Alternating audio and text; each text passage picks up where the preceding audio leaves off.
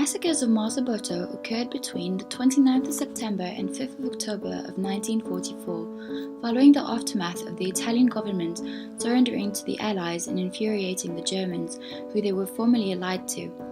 The massacres were conducted by the Nazis in reprisal of the civilians aiding the partisans, who formed part of the Italian resistance. The Germans invaded the area of Marzabotto and proceeded to systematically killing hundreds of innocent lives, mostly children, the elderly, and the women that were left, as all of the men had either been drafted for the war or were in hiding to escape from the Germans. Contrary to popular literature, the total number of victims recounted were of 117 for Casaglia, which was the largest recorded massacre following World War II. The partisans, led by Lupo, translating to wolf in English, were portrayed as revolutionaries of the war, and when some might think they were remembered as the patriotic heroes of war who depicted the united front and protected civilians, in this case the concept of heroes were a myth. Though they were incredibly organized yet underarmed, the partisans failed to protect the Italians, choosing instead to retreat into the mountains of Monte when the Nazis started attacking Marzabotto.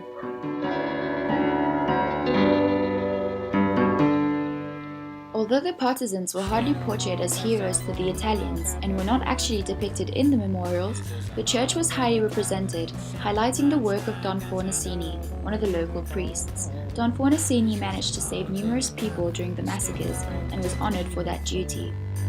It's just an ode to the cannon, hustle the homeless who show a good job of uniform. It's just an ode to the cannon now. 1, 2, 3.